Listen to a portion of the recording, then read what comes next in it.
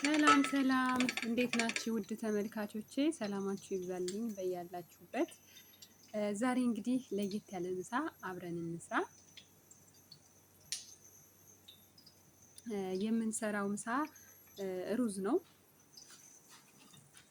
ሩዝ ለየት ያለ ሩዝ እንሰራለን አብረን በእንቁላል፣ በስጋ፣ በሰገር ማለት ነው። ከዛ በካሮት አተር ምናምን ጨምረን አብረን እንሰራለን ማለት ነው። መጀመሪያ እንደምታዩት ስጋ የተቀመመ ሰደር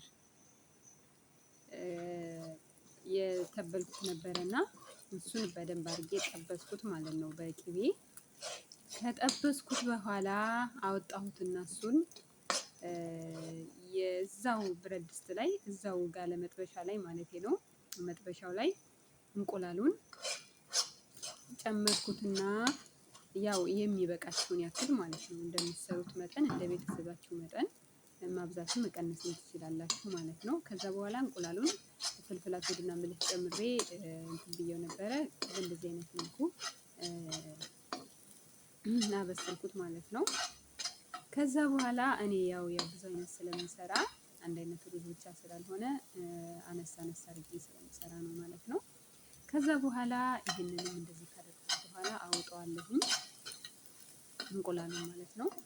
ከዛ ያው መጀመሪያ እንዳያችሁት ዶሮውን ጠብሼዋለሁ ማለት ነው። የተቀመመ ዶሮ ሰደር የተቆራረጠ በትንሹ እሱን ጠብሼዋለሁ። ከዛ በኋላ ይህንንም ደግሞ እንደዚህ ጠበስ አድርጌ አወጣሁት ማለት ነው።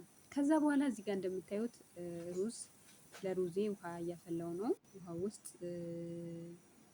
ጨው፣ ከል፣ ዘይት እንዲሁም ደግሞ ባህራት ሀብሀብ ጨምሬ ውሃ ውስጥ እንደምትሉት ማለት ነው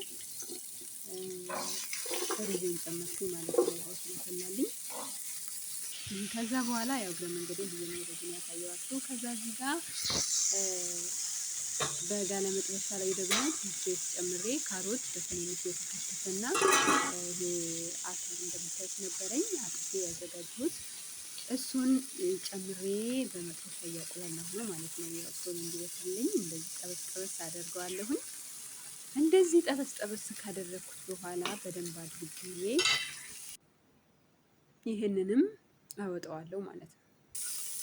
ከዛ በኋላ እዚህ ላይ በድስቴ ሽንኩርት፣ ዘይት ጨምሬ ዘይትም ቅቤም ካላችሁ ቅቤ መጨመር ትችላላችሁ። ጨምሬ እኔ ግን የጨመርኩት ሽንኩርት በፊት ያው ፍልፍሉ እንዳይረዝምብኝ ብዬ ነው። መጀመሪያ ቅቤ ጨምሬ ዘይት ጣል አደረኩና ሁለቱንም ቀላቅዬ ማለት ነው። ከዛ ሽንኩርቴን እንደዚህ አበስላለሁ ማለት ነው። ሽንኩርቴን እንደዚህ አቁላላለሁ። ሽንኩርቴ ላይ ነጭ ሽንኩርት ጨምርበታለሁ። ነጭ ሽንኩርት ጨምርበታለሁኝ ያው ለሩዝ ስለሆነ ሽንኩርት አላበዛሁም ማለት ነው። ከዛ እንደዚህ ሽንኩርቴን አበስልና ነጭ ሽንኩርቴንም እጨምርና እንደዚህ አብሬ ይሄው እንደምታዩት ነጭ ሽንኩርት በጣም ያደቀቀ እንደዚህ አበስለዋለሁ ማለት ነው። ከዛ በኋላ እንደዚህ ካበሰልኩ በኋላ በጎን እንዳያችሁት ሩዙን ገንፈል ማድረግ ስላለብኝ ሩዙን ጥጃለሁ ማለት ነው።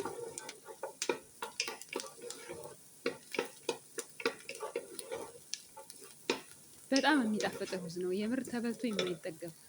ያው እንደዚህ ሩዙን ቀየር አድርገን እየሰራን ስናቀርባችሁ በጣም ደስተኛ ነኝ። እንግዲህ ምግብ እንደሚወዱ ታውቃላችሁ።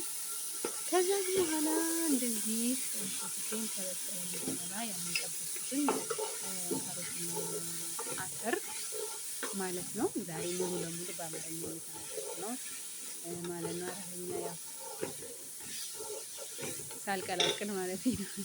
ከዛ በእንደዚህ አይነት መልኩ ካበሰልኩት በኋላ እንደዚህ ከሽንኩርት ጋር ደግሞ ካቆላለሁት በኋላ እዚህ ጋር ሶስ ጨምራለሁ። ትንሽ ሶያ ሶስ ከዛ በኋላ ሶያ ሶስ አሰል በደንብ ቀላቀዬ ነበረ ሳህን ላይ እሱን ጨመርኩኝ ማለት ነው።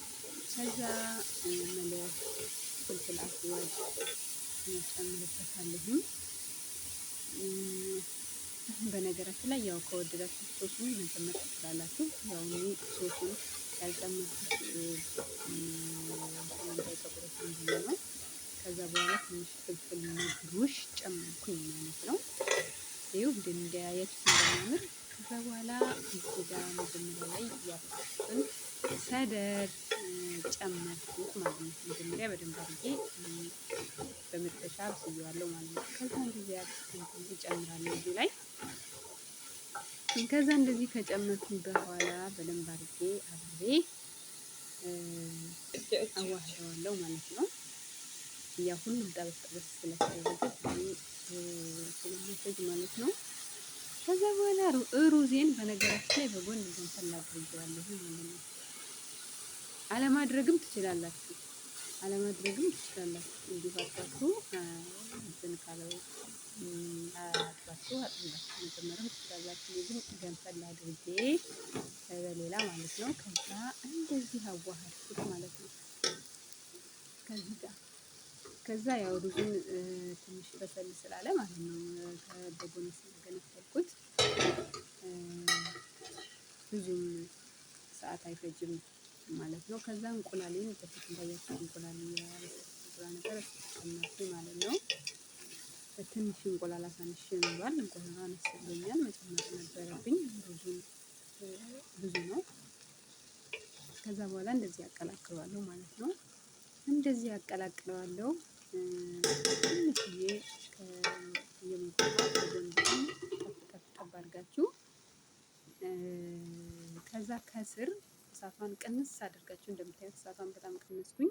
በነገራችን ላይ ከስር እንትን ማድረግ ትችላላችሁ ማለት ነው። ቂጡ ከስር አለ አይደለም የምናደርገው የዚህን አይነት እዚህ ላይ እሳቱን ቅንስ አድርጌ እዚህ ላይ አድርጌ ጥደዋለሁኝ። ክድን አደርገዋለሁኝ። እሳቱን በጣም በትንሹ አደርገዋለሁኝ። እዚህ ላይ ላደርገው ነው እንደምታዩት ማለት ነው። ከዛ በኋላ ቀስ ብሎ ብስል ይላል ማለት ነው። የቀረው የሚጣፍጥ ሩዝ ነው። እንደምታዩት ሩዛችን ደረሰልን ማለት ነው። በእንደዚህ አይነት መልኩ ሰርታችሁ ሞክሩት፣ ትወዱታላችሁ ማለት ነው። አያችሁት እንዴት እንደሚያምር የሚያምር ነው። ከዛ ያው ወደ ማቅረቢያ ውስጥ እንትን እያልኩ ነው ማለት ነው። በእንደዚህ አይነት ደግሞ ሰርታችሁ ሞክሩት። በጣም ልዩ የሆነ ሩዝ ነው።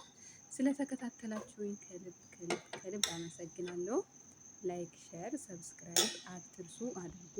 አበረታቱ የኔ ወዶች። አዲስ ነኝ። ወደፊት ደግሞ የተሻለ ስራ ለመስራት የእናንተ እርዳታ ያስፈልጋልና ሰብስክራይብ እያደረጋችሁ አግዙኝ፣ አበረታቱኝ። ቪዲዮውን የምትመለከቱ ሁሉ ዝም ብላችሁ እንዳታልፉ ማለት ነው። ሰብስክራይብ አድርጉ ለማለት እወዳለሁ። ስለተከታተላችሁኝ ከልብ አመሰግናለሁ። መልካም ቆይታ። ባይ ባይ።